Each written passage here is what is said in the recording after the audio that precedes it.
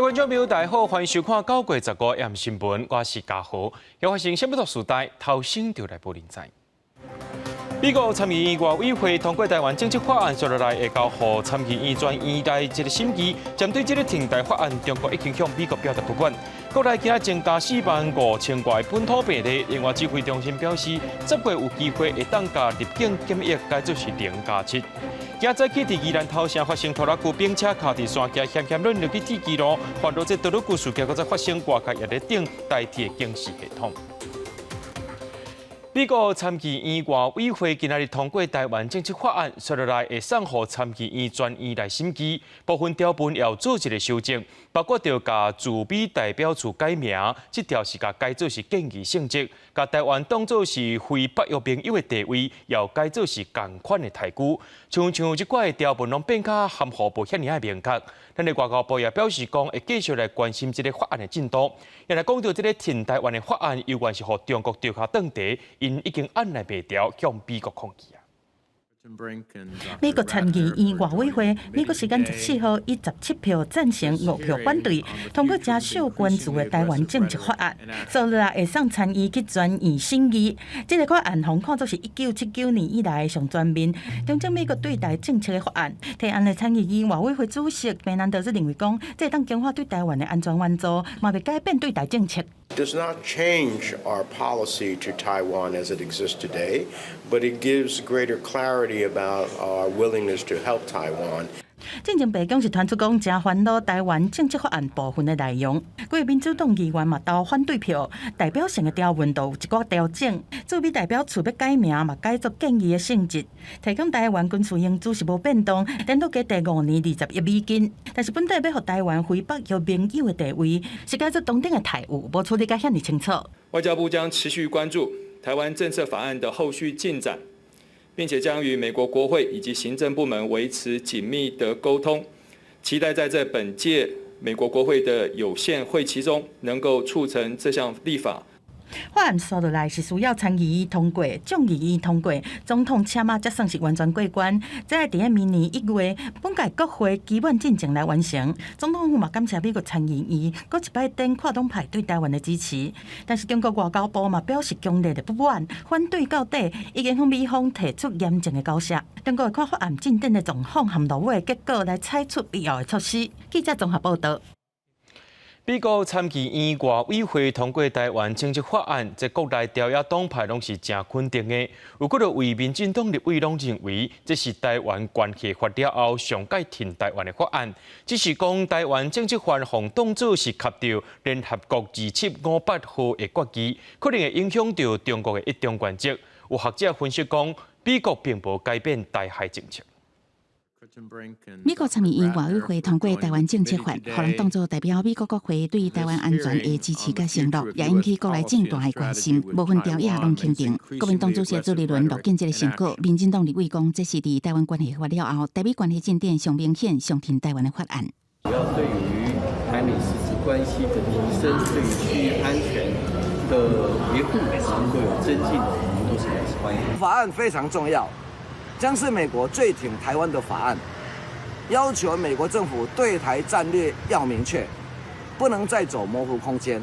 时代力量党团是讲，法案代表台美关系正常化，建立台美军事合作机制。民众党团提醒，美方提供军援资金，暗过法案也有可能引起中共对台各提出制裁。台湾政策法牵涉到联合国2558号决议，达到中国红线，可能失去一中原则。它只要涉及到台湾的问题它就会跳脚。但是如果你这个客观的来看待2758号的决议文，客观的来看待美国长期以来的这个所谓的台海政策，在这一次的台海政策法当中，美国并没有去改变既有的台海政策跟所谓的现状问题。所以目前来说，它的版本是把一些地方稍微用比较模糊的方法去处理它。但是这个整个立法过程目前才刚刚开始，因为也要看众议院的版本如何。法案也正式表明，强调决议并无处理台湾代表权问题。学者王信贤是讲，美国就两岸关系走向战略清楚，美中战略竞争进入涉台法律竞争的阶段，后续心理一定会让美中台关系更起波浪。记者综合报道。继续来关心国内疫情消息，国内伫今仔日增加45269个本土病例，中重症患者有186人，死亡个案有57个，其中有一个10岁的这个查甫囡仔呢，伊本身有先天免疫疾病，无注过疫苗，住院6天，有关是救无回来。另外，咱台湾家己买的头一批莫德纳 BA.1 新配方疫苗，明仔载会送80万单到位。指挥中心也讲，这10月是有机会会当甲入境检疫，该做是零加7。新冠本土病例连续3天超过4万例，疫情还阁伫咧压悬。15拜四增加45269个本土病例，比顶礼拜四增加要3成。中重症有186例，死亡的有57个，其中有一个10岁查甫囡仔，本身有先天免疫的疾病，甲几啊种慢性疾病，无注过疫苗。8月底快筛阳性，9月初因为喘气真喘去挂急诊。有照电讲，检查是肺炎大院，抢救6天了后，还是救无回来。目前累积的儿童染疫死亡，今年的人数是32位哈。那其中今天这一例是归类在肺炎哈，所以肺炎死亡的儿童的个案目前累计是7名。即马本土疫情吃力，为了让民众有完整疫苗的保护力，咱国采购的头一批莫德纳次世代疫苗，按算16拜5会有80万单送到台湾。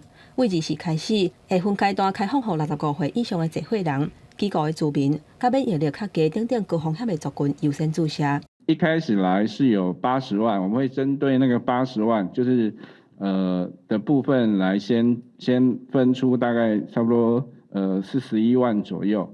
那依照这个各县市的比例，咱若外界关心边境解封的进度，当时会实施入境检疫0加7。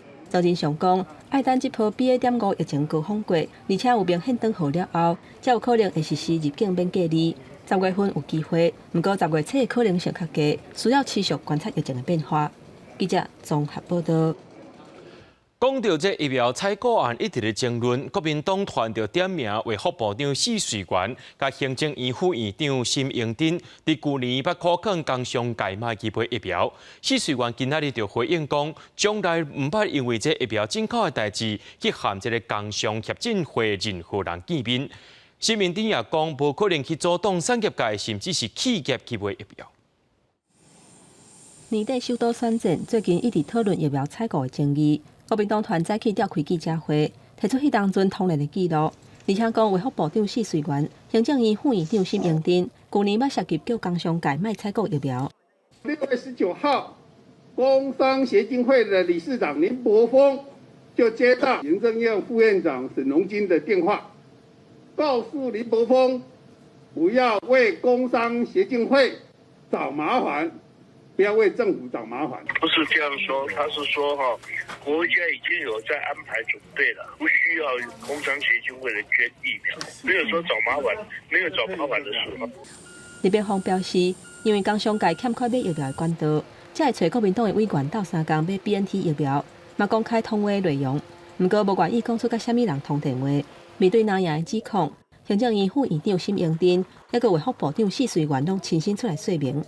工商协进会不管是理事长还是他的秘书长，我都没有见过他一面，一直做梦，一直有故事出来，那就是要我们去做面对回应。老实讲是蛮累的一件事情。我不会去阻挡我们这些产业界、企业界去买疫苗，产业界都是我的好朋友、老朋友在疫情期间如果有什么困难，我们都会提供协助。沈荣津强调讲，迄当阵新冠疫苗才打开发出来尔，是紧急授权的药啊，原厂敢若会提供予政府使用，因为政府会当担保，所以毋是想要买就买有。行政院表示，去年真侪民间单位拢有表达想要买疫苗的意愿，工商协进会是其中之一，而且有送申请的文件。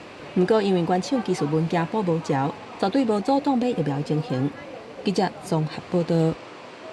也那这个买疫苗风波也加来到台北市长的选战咯。无党籍的黄珊珊今仔日咧，伫早起伫面册顶头发文，讲这疫苗伫去年捐疫苗，主席伫去年捐疫苗变做是救命文情人。毋过说因为这个选举咧，互人批评做是中共的同路人。也国民党主办安也讲，家己会甲主席徛做伙。也那但是中是搁再背回讲，强调这执政党无可能去挡疫苗的。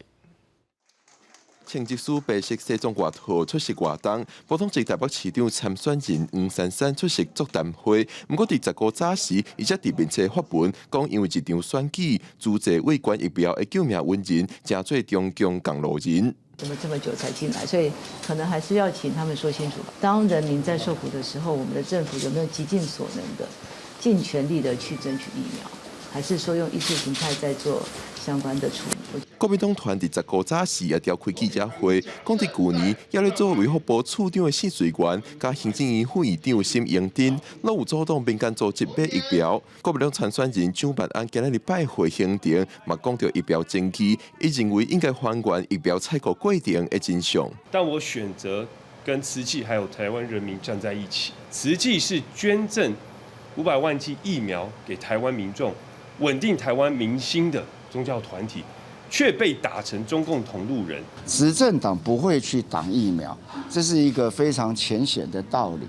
我们要为疫情负责。那疫苗是最重要的一个战略武器。疫情被攻击，让人民的健康受到损伤，没有执政党会这样做。纵使是国民党，如果今天执政，我们也不会去攻击他挡疫苗这样事，因为都是不可能的事情。甲疫苗采购争议摆一边，但是中共会继续推出通照顾大部分市民的政策，目标得票数要超过50%，才会使顺利推动市政。记者综合报道。伫今日早起，台二线宜兰头城路段发生一台拖拉机兵车卡伫山架以外，而且这山架下骹就是铁基路，这款使人惊吓的画面也互人想起，伫进前呢，这道路区自强号败北以外，也伫咧积极代替，敢真正有伫咧做这警示系统。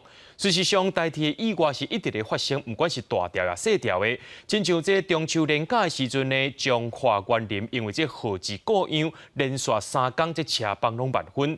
代替产业工会也伫咧批评讲，这代替唔但欠工，而且也阁欠人。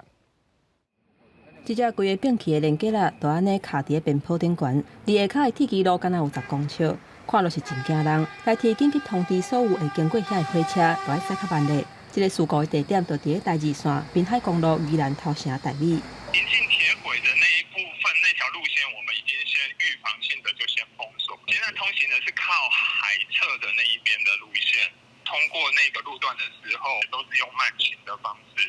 这个连结来的驾驶有家己走出来，伊讲因为向破裂，车才会失去控制。这个互感觉真惊吓的景象，互人想到去年4月初2道路区自强号的事故，为着阻挡类似的意外。目前全国已经有260个边高道有安自动侦测系统，花莲有74个，了后会阁装侦测石头放立的系统。那目前有总共28处哈，那逐渐也在完成。它主要是透过 AI 跟影像辨识，如果有落石的时候侦测到，它马上会通知司机员或是两边的站。另外，中秋连假因为铁基路号志过样，造成3天火车慢分的问题。尾手是请退休的电务人员来处理才解决。代替产业工会批评讲，政府以公司化来解决代替的问题，煞无注重技术人才出现断层。事故上也是找老师傅退休的回来，表示现场已经没办法处理这些问题，表面上运行看不到的问题，实际上就是在硬撑，几乎就是要崩溃了。代替强调讲，目前甲企业工会持续伫协商，上新的方案也无方便对外公开。因若早起连起来的事故是出动2只拖车才处理好势，铁基路嘛伫下晡2点左右开放双线通行。记者综合报道。伫新北市三重埔有一间幼稚园，传出内面的老师会甲囡仔大声骂大力叫。这幼稚园今日出面会室内也讲已经甲这个教保员开除了。教育局也已经介入调查，若准有乱骂囡仔、乱拍囡仔的事实，上当会当罚到60万，而且规世人拢袂当搁再做教保员。囡仔穿甲真古锥，摕甲气伫咧讲，这个时阵一个教保员真生气，行过去，大声话用力送囡仔当场倒落坐，搁甲另外2个囡仔又搁踹。你到底要几次啊？这种行为发生伫新北市三重埔这间幼儿园，教保员涉嫌不当管教，这间幼儿园也赶紧出来回击咧。他可能就是说他的心比较急一点，想把小孩子给教好。即使如此，身为一名教育者，不应该有情绪上的不当管教。本院也绝对不宽待如此的行为，所以已经开除这名老师。园长是讲，姓陈的教保员有30年的资历，而且教真侪年，较早毋捌发生过类似情况。即届可能是因为教袂会，才歹性地，毋知会动手。准讲家长甲谅解，园方也是决定甲开除。代志发生了后，教育局嘛到场稽查。那另外有关不当管教案件呢，目前已经进入调查的程序。如果查证属实的话，我们会依照幼教法及儿权法的规定，最重会罚行为人高达60万元。若做查证事实牵涉到不当管教，教育局表示，依法相关会当裁罚教保员60万，也有可能终身袂使任教。若传出管教有缺失，教育局也发现幼儿园有超收幼童的违规行为。虽然园方对这件代志是否认，不过也是互人罚12000块。记者综合报道。国道警察局有一名姓郑警察，这个月初涉嫌透过网络交友，甲一个15岁未成年的青少年，带去台北市的公共便所内面性侵。这个警察唔承认犯案，目前法院是裁定羁押禁见。9月12日，居提证言到案，因证言涉案情节重大，经台湾台北地方法院于本月13日裁定拘押禁见。对此事件，我们深感遗憾与抱歉。这则案件是少年囡仔的老爸老母陪同伊做伙去到派出所报案，案件才逼出来。不过，这个姓郑警察说讲，双方是同意，唔是性侵。国道警察局强调，这姓郑警察是执法人员，说是知法犯法，互法院羁押，严重影响到警察的名声。经过考执会的国技的技能大过编辑。这国道警察局长杨春军也报请这个警政署来自请自罚。南投武界部落真侪人会去爬山，所有毒品工厂设伫遮。警方查到3级毒品原料水有200公斤，价本有160多桶。为着要防止这毒品夹皮包再入去市面上，分2届行动抓人，抓到姓张的嫌犯等5个人。警方为着这届行动，佫爱假做是爬山的旅客，才都骗过一寡嫌犯。阮经济车经过坎坎坷坷的小路，来到南投武界山区，确认大铁厝的仓库都是嫌犯制毒工厂，水甲门撬开，铁厝拍开，都传来一阵插片味，一桶一桶都是用来做毒家皮包的原料。警方清点有200多公斤，另外价本160多桶，也有盐酸等其他原料25公斤。并持续向上溯源查缉，复于8月再拘提周姓祖贤等3人到案。全案寻后依违反毒品危害防治条例，移送台湾彰化地方检察署侦办。警方分做2届行动，伫5月甲8月，拢总抓到包括姓周祖贤等5人。制毒工厂所藏的武界部落，是伫南投仁爱甲信义山区的交界，武界山甲干道万山中央，海拔差不多800公尺。嫌犯会选伫这个所在是上准山区较约角，警方都要假做爬山人甲工人，才有法度入去搜证。为因应该处人潮罕至、环境禁闭及过午山岚环绕等特殊地理环境，警方着专业装备、佯装登山客，跋山涉水潜入山区，搭帐埋伏搜证。专案移送中华地检署了后，检方先押姓周的主嫌等3个人核准，另外2个人分别交保还是请回，最近都会侦结起诉。警方也持续追查原料的来源。记者综合报道。所有观众朋友来看国际新闻，瑞典国会大选的这99%的选票统计显示，这温和党领导的右派联盟在349席次当中呢，摕到176席。现任首相安德森10时举行记者会，宣布左派联盟在这届选举是输人3席，伊要辞掉首相的职务来表示负责。去年11月上台，瑞典历史上头一个女首相安德森14暗召开记者会，宣布国会大选99%的选票拢已经统计完成，无啥可能会出现变化，会当确定社会民主党领导的左派联盟，因为差3个席次，所以无法度继续执政。伊会甲首相的职务辞掉，而且伫国会扮演在野党的角色。De 4 högerpartierna ser ut att ha fått knappt 50% av rösterna i valet och i riksdagen har de fått 1 eller 2 mandats övervikt. Det är en tunn majoritet, men det är en majoritet. 这届大选左派甲右派两大阵营的竞争是真激烈，双方伫个帮派犯罪、移民甲融合，也有电钱直起等等的议题激烈交锋。温和派克里斯特森做内阁若是有顺利，会成做瑞典历史上头一个甲极右派结盟的国家领导人。It's a sad sign of the times that we're living in that they can profile themselves on scaring the people with that where it's unsafe to live in Sweden with all the criminals and all the activities and so forth. That only affects about 1 or 2% of the people of Sweden. Most people, they live a very, very, very secure life. So how they can win an election on that? It's ridiculous. 右派联盟的成员，除了主打法律甲特殊，有新纳粹主义背景的极右派瑞典民主党以外，也有自由党、基督教民主党。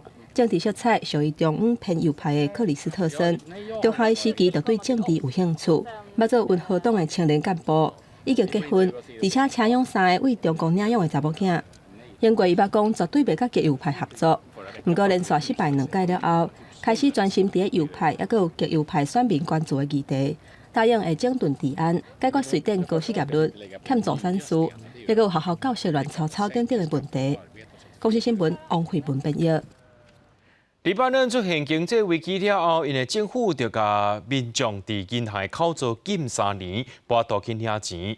有一名女性则是带着一群人冲入去这银行，冲入去首都贝鲁特某一间银行内面呢，压这假钱要来抢劫，目的就是讲这手内钱要摕这钓竿的小妹纳医药费。这件代志透过媒体放送了后，想袂到受到民众支持。当地时间14号早起11点，穿乌衫的妇女哈菲兹含一群激进人士入来到贝鲁特这间银行，要求要领钱。伊摕手枪装入去经理的办公室，其他人是泼汽油。现场的人看到是大声叫惊甲。落尾因是摕13000块的美金现金，含一寡当地的货币，拍破银行的玻璃，伫警察来进前离开。哈菲兹事后是对媒体讲，伊妹妹已经调研到尾期，无偌济时间啦。伊敢若查无去卖邮寄来装钱尔，来银行提防冻结的存款嘛是不得已。عندي شيء اخسره يعني أنا وصلنا للأخير من يومين رحت عند المدير وترجيته قلت له أنا أختي عم بتموت ما بقى معها وقت من بعد ما منني 100 تمنينة قال لي إنه بيقدر يعطينا احنا لا أخذنا ميل ما لنا هيدا ميلنا نحن حاطينه بالبنك وعرضنا عليهم انه ناخذ يعطونا لو 规段过程是经过线顶放送，存款人权益协会是出面为事件来负责，得到民众的支持声援，哈菲兹变作社区媒体的英雄。因为经济危机以来，政府已经甲人民存款冻结3年，大家辛苦钱是领袂出来，即马8达已经达9成，生活拢有问题啊！目标人民是采取行动。顶个某一个查甫人提前来银行要求领钱，替爸爸治病，结果互领，是因为银行撤销告诉伊才互放。公司新闻是会中编译。南韩个资保护委员会10时宣布，针对违法收集南韩用户个资的 Google 加 Meta 要来加罚钱，大约是罚大票17亿加7.5亿。另外 ，Google 手机作业系统甲规个市场独占的官司，后面法院10时依次本地判决，罚金有收款降，不过也是爱落到大票1300亿。南韩个资保护委员会为去年2月开始，针对国内外网络广告平台涉及用户个资的状况做调查，发现谷歌甲 Meta 违法收集南韩用户个资，就是宣布对2间公司开罚。这嘛是南韩对违反个资法罚款上济一届。 이용자의 동의를 받지 않고 개인정보를 수집 이용한 행위에 대해 구글에게 692억 원의 과징금을 메타에게 308억 원의 과징금을 부과하였습니다. 个资保委会表示，这2间公司涉及用户用其他公司服务的状况做分析，来调整家己公司显示的广告。不过，伫收集进程无明白甲用户讲，也无经过用户同意。Google是为2016年开始 ，Meta 是为2017年7月就开始这款违法的行为。对于南韩政府罚款，Google 甲 Meta 拢表示遗憾。Meta 则表示，无排除用法律的定数证明公司的做法是符合规定。另外，欧平伫2018年捌裁定谷歌智慧手机的安卓作业系统涉嫌垄断市场，互家己公司的搜寻引擎有主导的地位，对谷歌开罚43亿4千万欧元。谷歌向欧平普通法院要求推翻这个决定，法院则是确认原本的裁罚理由，认为欧平这几回对谷歌的分析有部分错误，甲罚金降做41亿2500万欧元，等于将近大票1300亿。I believe that consumers would be better off today had they had genuine competition in the search markets. Had there been one or two really significant competitors to Google in the search market, I believe we would have seen a difference in innovativeness in search. 欧平这几回2018年的裁决表示，谷歌透过强迫手机制造商利用安卓系统的装置面顶，提升将谷歌的搜寻引擎等等的三大行为，进行市场垄断。谷歌对这些结果表达失望，相关案件也会当向欧平法院上诉。高雄新闻台是董朋友。美国总统拜登正在推动电动车，拜三唔拿伫底特律车展试驶几落大新车，而且搁再宣布投入美金9亿的资金，要伫咧35个州起50万座的这电动车充电站。另外，荷兰有一间大学的团队，因推出讲会当减碳，也可当收集碳排电动车。活动演完了后，讲要甲跑车开转厝，也是做 Uber 的司机，邀请大家坐新款的电动车。美国总统拜登就是前往底特律车展，一直推销电动车，同时宣布要投入9亿美金的资金兴建充电站。I'm pleased to announce we're approving funding for the first 35 states, including Michigan, to build their own electric charging infrastructure throughout their state. 拜登政府去年设定目标，2030年的时阵，电动车也是油电混合车，爱达到全美国新车销售量的50%，要带动销售充电的问题，都要先解决。这9亿美金都是用来建造50座充电站，不过专家是讲工程真大，都要用几多年的时间。Can you imagine trying to put all the infrastructure together in our country that is so big for electric vehicles? Not that we cannot do it, but it's going to be a challenge. 同一时间，荷兰恩荷芬理工大学团队推出一款新的运动型电动车 FAM。这种的双门电动车，唔但外形正拍，行驶的时阵也会当吸收碳。In the front, it has two carbon filters, which filter literally the air while you drive along, capturing the carbon, which get trapped in the filters. FAM 的设计理念是令碳排移动，除了大部分的零件是用再生塑料3D 打印制作，车体所装的2个过滤器，行驶2万英里会当吸收2公斤的二氧化碳。设计团队的理念是，让汽车规个生命周期为制造到回收，上大限度减少碳排放。希望这台车会当带动电动车行业新趋势。公司新闻齐婉玲编译。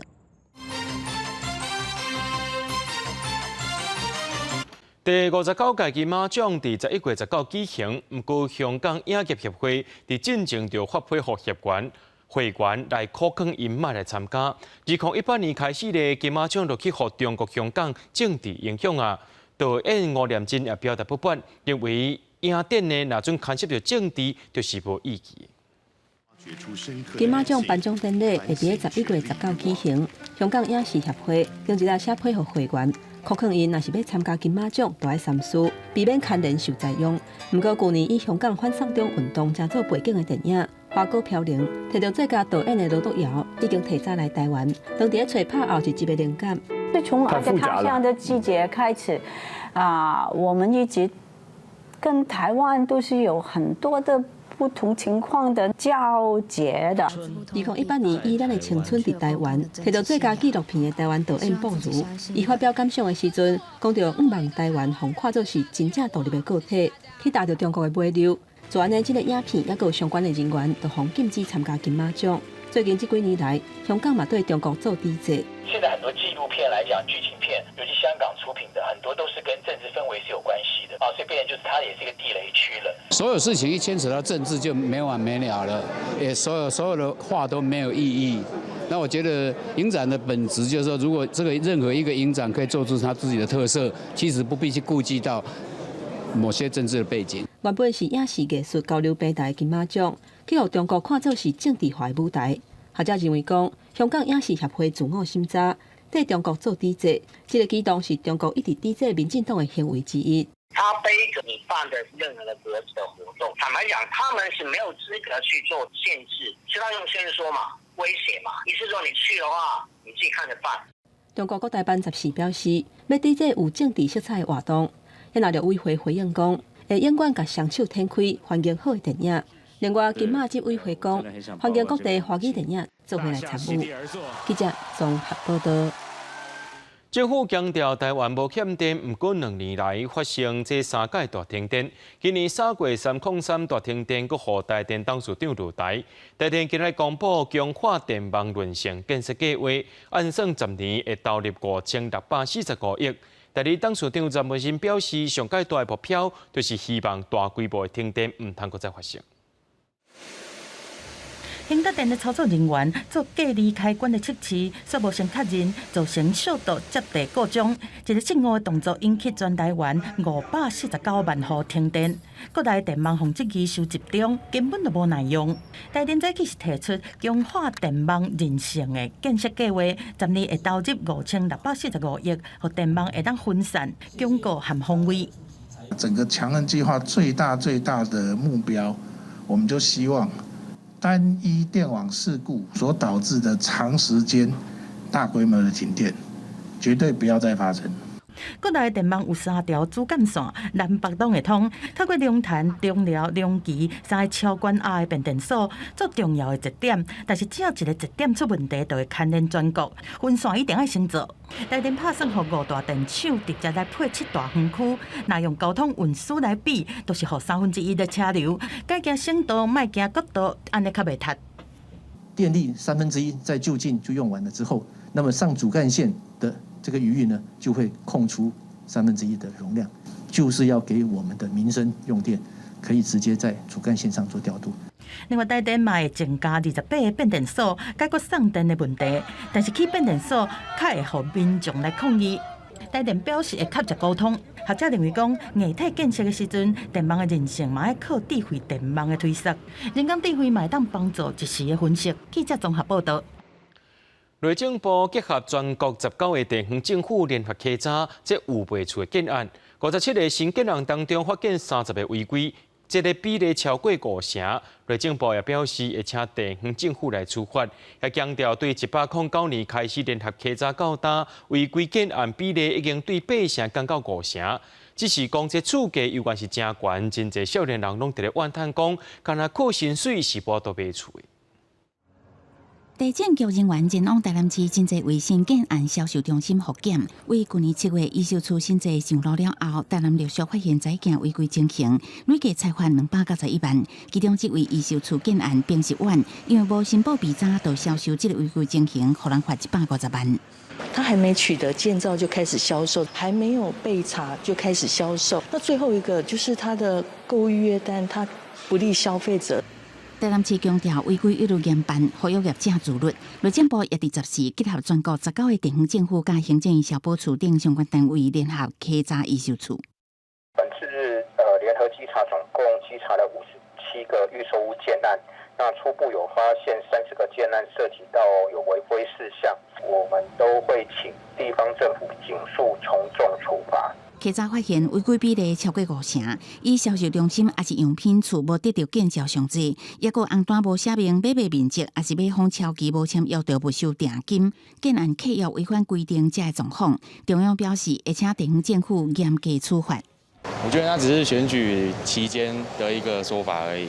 有在抑制吗？我没有感受到有在抑制。年轻人买房这件事情，我没有听过有任何人有好的想法啦。政府这个压差房，不过少年人也是感觉厝价一直起，甚至认为干那扣薪水无人斗3工厝买袂起。不过内政部是讲，民国109年10月开始到今嘛，已经有6间遗售处联合稽查，嘛加强宣传遗售处销售规范，违规建案比例为上起升86%降到52%，业者使用违规契约比率嘛大降低，显示导致业者违规的行为是有效果的。记者综合报道。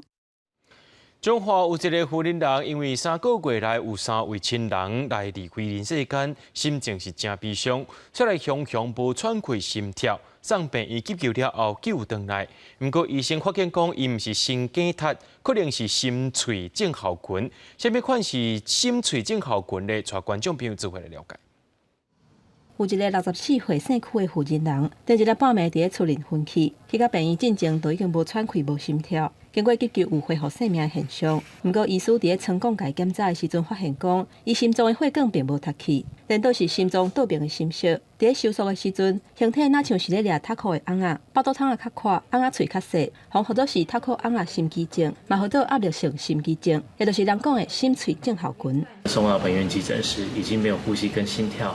那我们本院立刻施予 CPR， 心导管检查之后，发现这不是一般所见的心肌梗塞，而是压力导致所造成的心碎症候群。卫福部中华病院表示，心喙症候群的症状，上接看的是胸坎痛占7%，过来是喘气会喘甲头壳晕。像这个姓区的负责人，规分数无力，或者是昏气是较罕见。有血无月经了后的负责人，较会有这种情形。主要的原因是患者经过极端的身心压力，体内产生一种二叉酚胺的激素，这个激素对血流去到心脏，心脏受到激素的刺激。倒边的心室怎行起来，血流袂过，这个情形甚至可能会向死亡。患者往往进入一个心理上或生理上巨大的压力，然后所以导致身体产生大量的儿茶酚胺，所以导致心脏造成不正常的收缩。社区的负责人甲医护人员讲，3个月来，伊的3个亲人相刷过身，伊是艰苦甲袂晓讲怎分去。医师建议讲，民众若是面对常常出现的压力，会当找精神科协助。嘛要注意相关的症状。记者综合报道。新竹客运进前有宣布讲，对这个月13开始调整特定地区其中3座公车路线的发车时间。不过，尖石甲怀山地区的学生家长也拢反映讲，安尼新调整会害囡仔上课迟到。即马经过协调了后，对明仔载开始会阁调倒转来。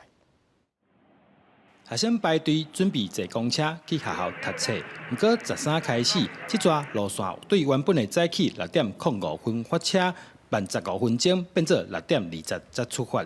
学生家长反映调整了后的时间，恐惊会去害到学生无法度准时上课。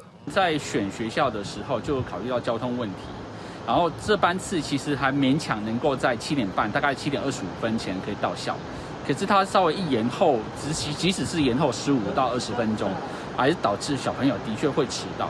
早上很多的学童还有长辈需要搭这部公车，赶去学校上课，这样子的问题呢，造成了学童的迟到的问题，也造成了很多长辈要到医院去做医疗的一些看诊。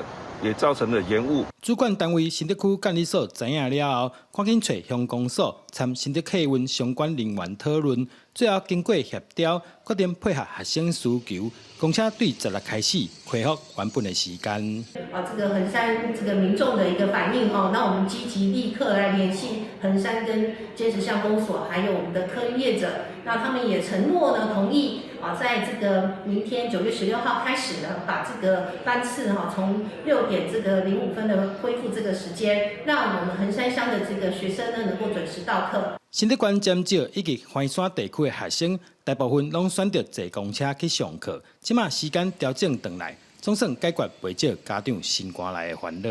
记者刘君豪新竹报道。外来种的青皮豆丁，因为伫台湾无天敌，所以伫中华依然是炭甲真厉害。有民众伫台中旱溪散步时阵，也看到这青皮豆丁已经炭到中部了。水利局呼吁民众，若总有看到，就要赶紧通报。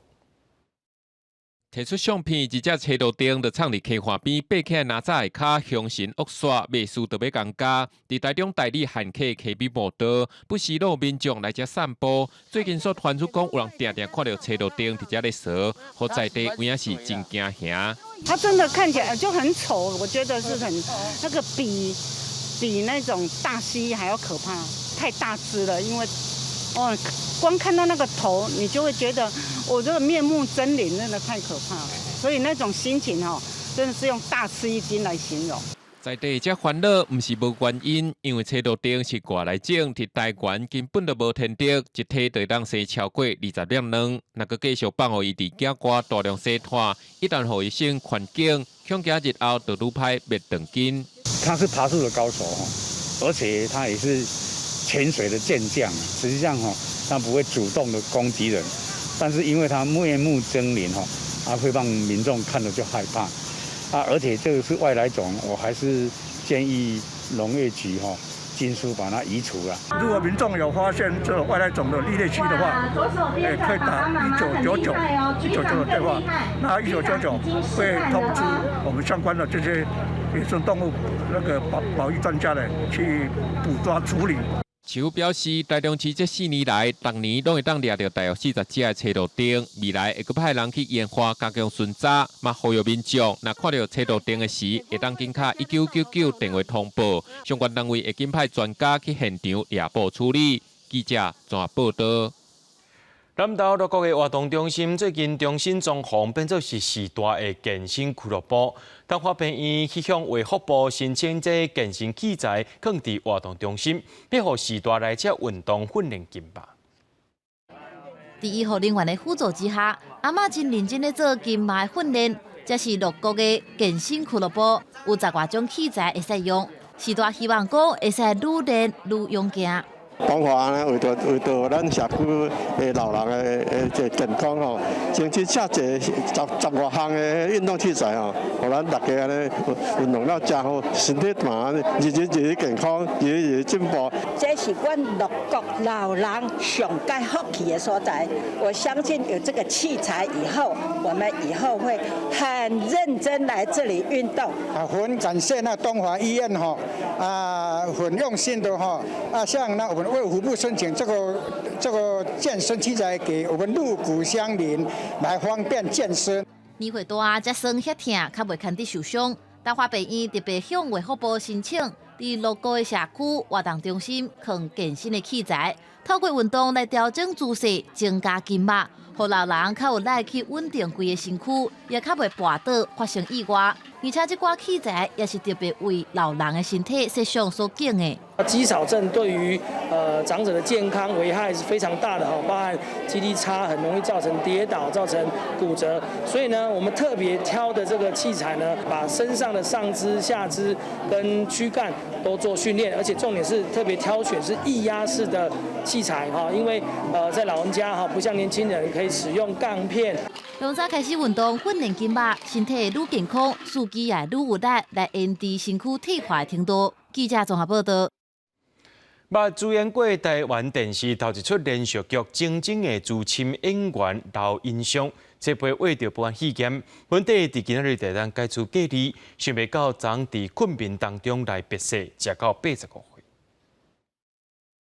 王明珠。伫公司学生剧顶的电视电影《带妈妈出去耍》，演失智的时代人的资深演员刘英雄，甲失智者的情形演甲真活，也互同款处境的观众心有所感。伊也因为这部片摕到第21届台北电影奖的最佳女主角。刘颖双小姐，你记得你从影50几年了，53，快越甲子嘞快一转眼。不过刘英雄伫咧初八确诊新冠肺炎。本来15月当解除隔离，但是却伫咧困梦中过身，享受85岁。1966年，刘英雄参加电影《几度夕阳红》开始了，主演过台湾电视史上第一部连续剧《整整》，伊的演技也互伊摕到台北电影奖最佳女主角加女配角奖。我这一生当中，我扮演好像哪一个角色也没有扮演好过。那你这样说，会太谦虚。刘英雄伫咧去年得到淋巴癌，经过半年6遍的化疗，却伫咧确诊新冠肺炎了过身。包括知名影评人、国家电影甲视听中心的董事长蓝祖辉等人，拢发文甲伊悼念。同时，会后伫咧8月底敲电话访问刘英雄，也过过去甲伊接触的点点滴滴。真感谢刘英雄，互伊及时记下台湾电视史的重要一页。记者综合报道。导演魏德成进前公开募资，准备要翕台湾3部曲的电影，所以因为预算爱30亿，搁再加上疫情，这个计划就先来暂停。即马要改用动画方式来呈现。高雄电影节今年也点出台湾3部曲的特点，带观众朋友来了解这拍电影对筹备到开始翕，甚至落尾改做动画过程。手批衫、传统破链顶，形原出希腊雅族的清册，顶是规个有手工精油的家私。电影台湾3部曲《未尽之路》展览，因应高雄电影节15号伫高雄博尔展出，壁顶一张一张工作的相片，互众人看到台湾3部曲对筹备、停拍到转型党话的历程。后来因为疫情，事实上改变了一些事情之后，这个事情我们都一直放在心里。我们就希望说，高雄电影节作为台湾的电影节，不是只是高雄的电影节的时候。台湾3部曲是最好我们的系列活动。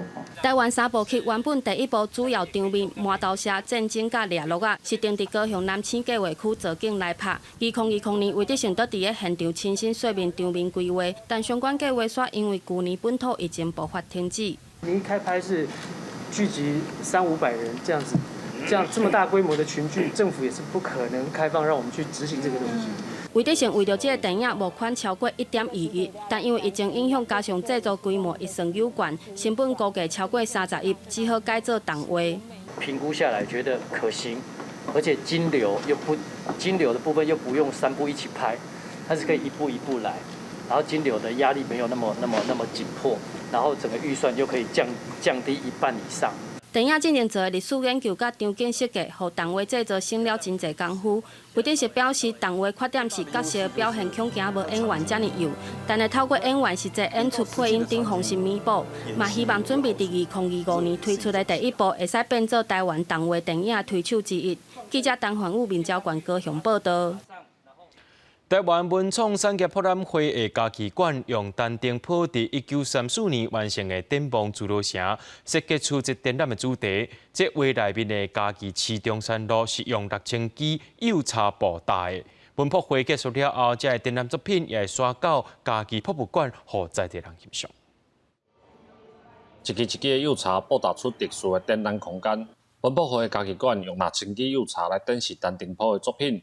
希望用设计的角度来小解家己这个目度。展望侏罗城这个画里面有一个，其实你仔细看那个画里面也有一个马路，它就是大通，就是现在的中山路。那我们希望就是说，透过这个展览，让民众可以看到从这一条路径里面嘉义一个很重要的一个轴心。进来就可以灵力感觉到说，我们的城市最主要是以木都为主，然后怎么样的一个做的陈设。今年家己市头摆参加伫高雄举办的台湾文博会。文博会结束了后，市政府把展览的物件全部搬回来，要让家己的民众嘛会当看到这的作品。从来没有发现的东西，在这里被看见了。我觉得让我们就觉得说，嘉义真的是既摩登，然后又古典。那大家也许也可以去叠合100年前过去的那个时候的嘉义人的样貌，跟现在嘉义人的生活的样子，然后彼此去比对说。现在的嘉义有可能长出什么样的可能，跟过去100年前的嘉义跟现在有什么样呼应的地方，这个是比较藏在里面的讯息。这摆展览为今仔日开始到11月19会伫家己市博物馆展出，文化局嘛会配合学校安排艺文的课程，希望学生囡仔会当用美学设计的观点来认捌这个城市。记者林慧婷家己报道。伫咧电子册抑个网络册店正时行的网络时代，台湾悠远有超过200间的独立册店，透过差异化伫经营。一寡独立册店是安怎拍出万定位的呢？带观众朋友做伙来看。遮侪款的册伫架顶放好，遮尔宽的空间目前是有要2万本的册，已经开9间独立册店的青椒册店，和较早无同。即摆因伫高雄开的100平的册店，是和咖啡厅做伙经营，拍破大家对册店已经伫要无成立的印象。我们很希望它是独立书店跨100平书店的第一间，希望可以开创出新的模式。因为独立书店一般它的规模不大，可是青岛书店因为已经开立到第10间，我们希望可以展开新的规模化的经济。虽然讲即马是确实行电子册和网络册店，但是台湾同款有超过200间的独立册店。即间伫高雄的独立册店和咱无共的，就拢是绘本和立体册。立体书啊，或是触摸书，就是有不同的透过书籍的装帧跟材质去传递感受的一个部分。所以在这部分，我们觉得绘本它就是一个蛮特殊的类型。虽然讲大多数的独立册店无亲像连锁的册店遐尼大，但是细间搁遮水的空间，颠倒互大家感觉较无距离。店员和人客会当亲像朋友，做伙讨论文学。他会写什么最早的那个万国博览会，台湾是怎么样的一个样貌啊？那这是他的第一本时代小说。网络时代啥物拢爱紧，大家对三 C 产品顶悬是接受一堆无必要的资讯。实体册变做大家会当主动选择和吸收的避风港，这有可能都是真济独立书店选择要继续经营的原因。记者综合报道。明仔载天气是好也是歹，做伙来看预报您就知。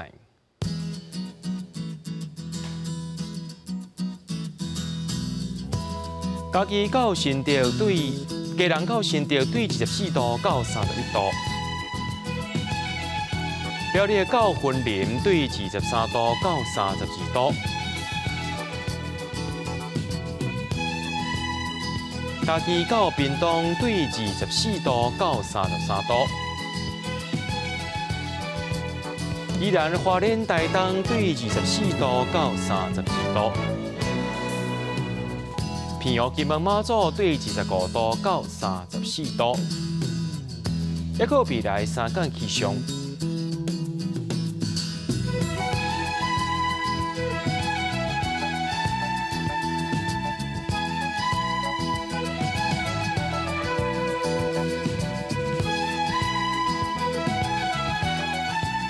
新闻最后，感谢各位观众朋友收看今日AM新闻，我是嘉豪，明仔载暗时7点咱再相会。